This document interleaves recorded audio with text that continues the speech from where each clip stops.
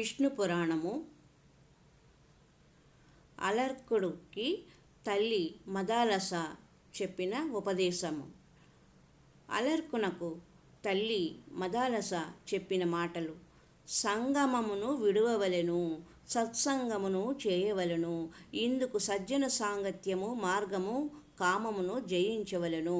మోక్షకామముగా తీర్చిదిద్దుకొన్నచో కామరోగమునకు అది మందు అని చెప్పగా, యుద్ధములో తన సోదరుడు సుబాహుని చేతిలో పరాజయమొంది దుఃఖితుడై శ్రీ దత్తాత్రేయుల వారిని ఆశ్రయించగా, దత్తాత్రేయుల వారు అలర్కుని చూచి, నీవు ఎవరవో, ఏది దుఃఖము, అంగములేవి అని ప్రశ్నించగా, అలర్కుడు, నేనీ పంచభూతములలో ఏదియును కాదు. శరీరము సుఖమును కోరుచున్నది. కష్టసుఖములు మానసికములు. ఆత్మకు ఆకలి లేదు. అది మనస్సుకు దేహమునకు వర్తించును. శరీరమునకు నేను భిన్నమైన వాడను. శరీరమునకు తప్ప నాకు మిత్రులు శత్రువులు లేరు. ఆత్మకు అలర్కుడు, సుబాహుడు, కాశీరాజు అను భేదములు శరీర భ్రాంతులు. పెంచిన కోడిని పిల్లిని చంపినప్పుడు కలుగు వేదన అది ఎలుకను చంపినప్పుడు కలుగదు. కారణము, నాది నాకు ఉపకారి అని పెంచుకున్న మమకారమును బట్టే వేదన ఆవరించి ఉండును. ఈ భావమే తొలగిన సర్వము మిథ్యయే. మనస్సు ప్రశాంతపడి పరమేశ్వరునిలో లీనము కాగలుచున్నది అని బ్రహ్మజ్ఞాని అయి అలర్కుడు దత్తాత్రేయునికి నమస్కరించెను. అప్పుడు దత్తాత్రేయుడు, అలర్క, నిన్ను మించిన జ్ఞానులు ఇక లేరు. నేను అను విత్తనం నుండి నాది అనే భావన మొలకెత్తి ఇల్లు, వాకిలి, భూమి, భార్యాపుత్రులు, ధనధాన్యాదులను, చిలవలు పలవలను చిగుళ్ళు కలిగి, కర్మలను పూలు పూసి, సుఖదుఖములను ఫలముగాచి, మోక్ష సాధనకు అడ్డు తగులును అని అనేక బ్రహ్మసూత్రములను బోధించెను. మరి ఒకసారి దత్తాత్రేయుల వారు అలర్కునికి బోధించిన మంచి మాటను చెప్పుకుందాం. నేను అను విత్తనం నుండి నాది అని విత్తనం మొలకెత్తి, ఇల్లు, వాకిలి, భూమి, భార్యాపుత్రులు, ధనధాన్యములు అంటూ చిలవలు పలవులను చిగుళ్ళు కలిగి, కర్మలకు పూలు పూసి, సుఖదుఖములను ఫలముగాచి, మోక్ష సాధనకు అడ్డు తగులును అని అనేక బ్రహ్మసూత్రములను దత్తాత్రేయుల వారు అలర్కుని రూపంలో మానవులకు ఇచ్చినటువంటి మంచి సందేశము. విషయభ్రాంతికి లోబడిన మనస్సుకు కలిగిన బంధనమును త్రెంచుట ఎట్లు నిర్గుణుడను కాగలను, పుట్టుక లేకుండా బ్రహ్మైక్యము పొందుట ఎట్లు అని అలర్కుడు దత్తాత్రేయుల వారిని ప్రార్థించెను.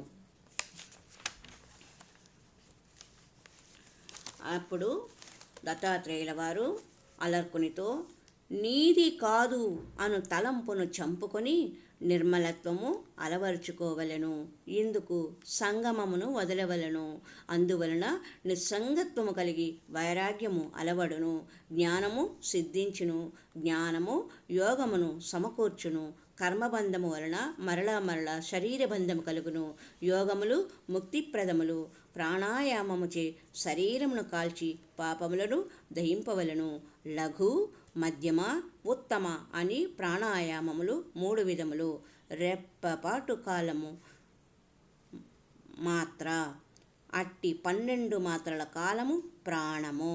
అపానము అను వాయువులను ఆపుట లఘు ప్రాణాయామము. అంతకు రెట్టింపు కాలము వాయువులను ఆపుట మధ్యమము. 3 రెట్లు ఆపుట ఉత్తమము అనబడును.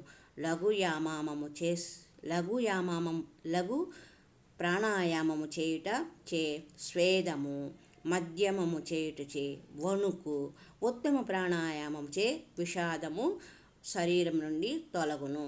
వీటి అలవాటు వలన ప్రాణము స్వాధీనమగును. ఈ ప్రాణాయామమునకు ద్వస్తి, ప్రాప్తి, సంవిత్తు, ప్రసాదం అని 4 అవస్థలు కలవు. ఇష్టాయిష్టముల ఫలములపై భ్రాంతిని పోగొట్టడమే ద్వస్తి అవస్థ. లోభము, మోహములను అరికట్టి యోగస్థితిని కూర్చుట ప్రాప్తి అవస్థ. సూర్య చంద్ర నక్షత్ర సమాన ప్రభావము, దృశ్యాదృశ్య పరిగణన, ఘటనాఘటనను తెలియనేర్చుట సంవిత్తము. ఇంద్రియము, ఇంద్రియార్థములు, పంచవాయువులు వీటి ప్రసన్నతను పొందగల పరిస్థితి ప్రసాదము అనబడును.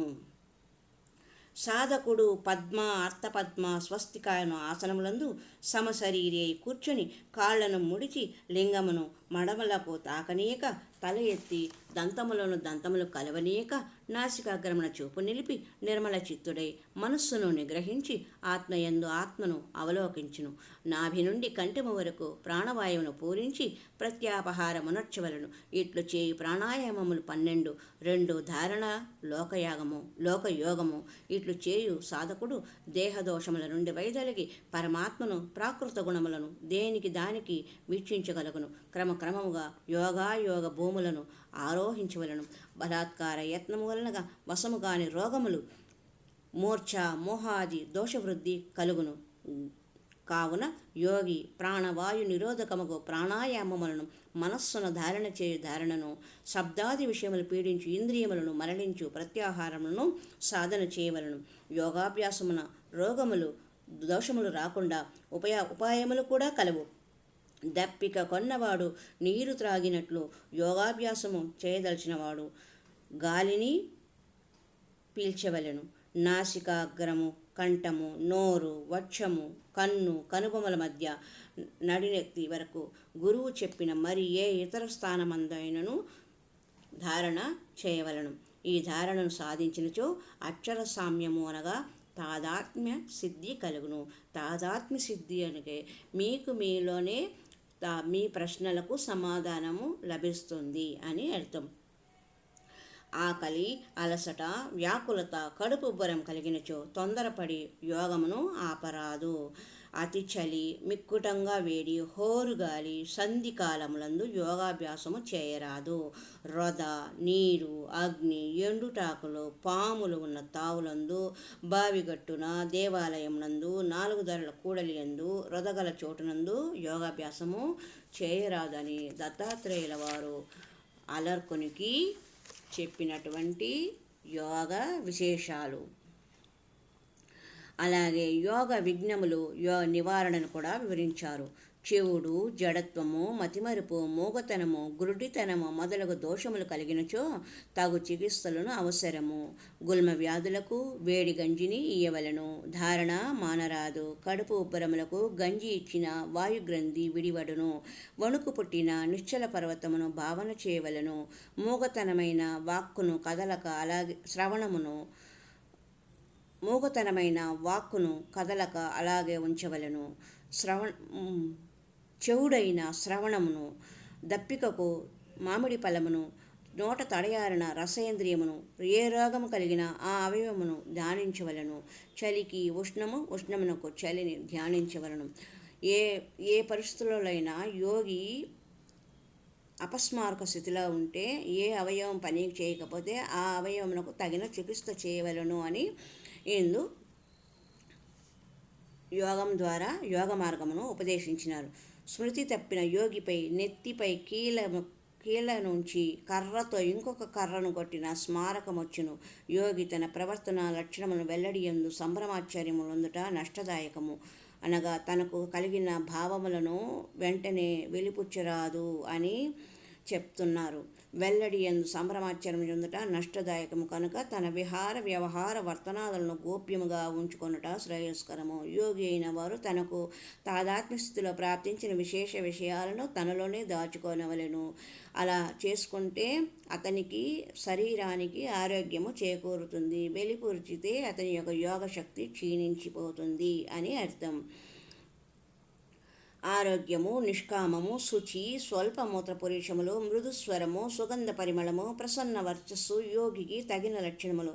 జనుల అనురాగము, గుణ సంకీర్తన, జీవకోటికి నిర్భీతి ఏ యోగి పట్ల కలుగునో వానికి సిద్ధి కలిగినట్లు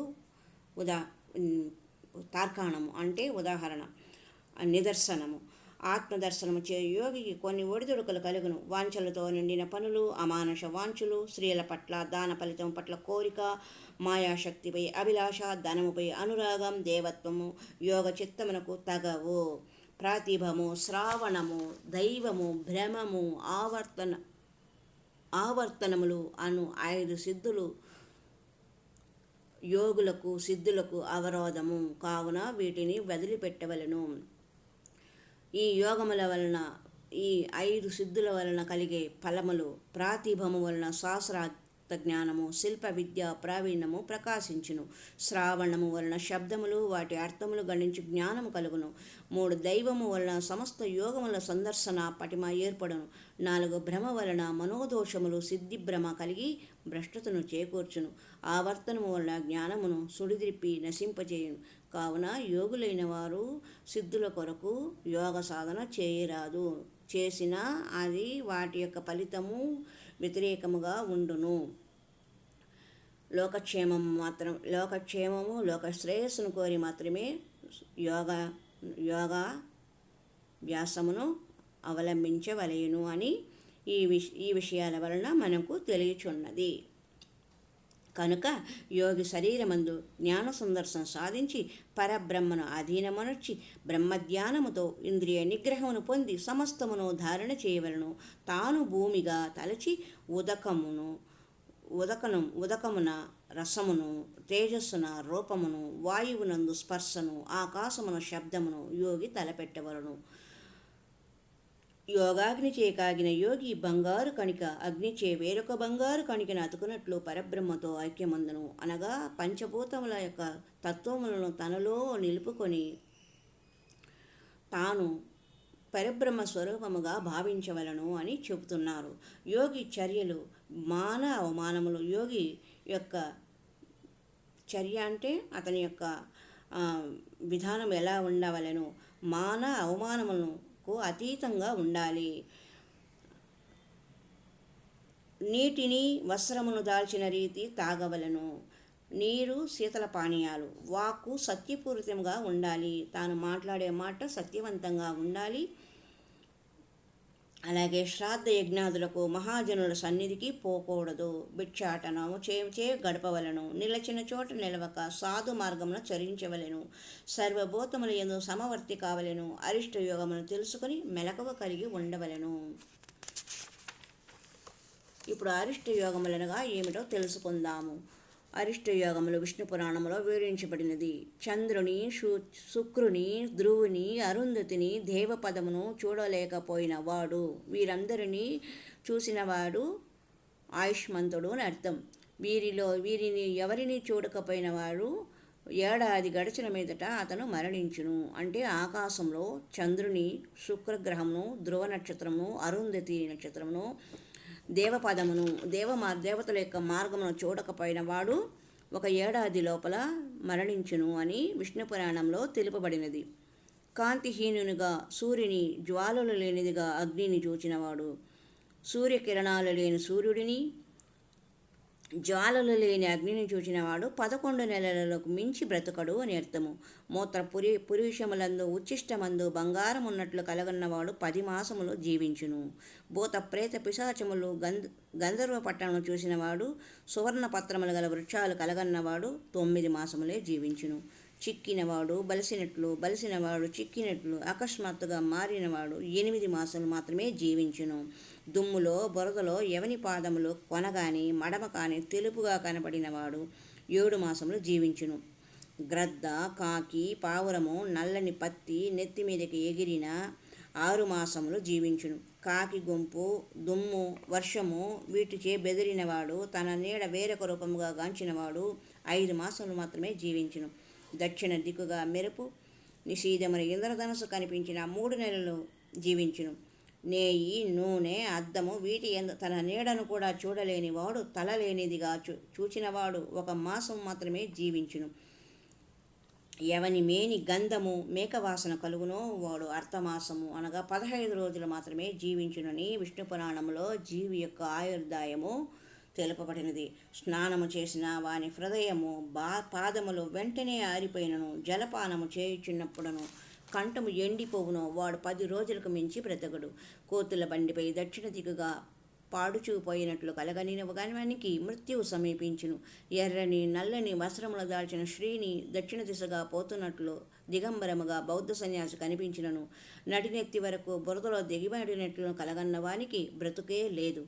ఈ విషయములను తెలుసుకున్న యోగి అయిన వాడు తన మరణమును గుర్తించి స్వస్థత గల తావున చేరి మరణభీతిని విడిచి యోగ సమాధి పూని తన్మయుడై చిద్వృత్తిని నిర్యాణమును పొందుట విద్యుక్తము విద్యుక్త ధర్మము అని శ్రీ విష్ణు పురాణములో తెలుపబడిన శుభ సందేశములు. హరి ఓం తత్సత్. ఓం असतो मा सद्गमय तमसो मा ज्योतिर्गमय मृत्योर्मा अमृतंगमय. ओम शांति शांति शांति. हरि ओम तत्सत्.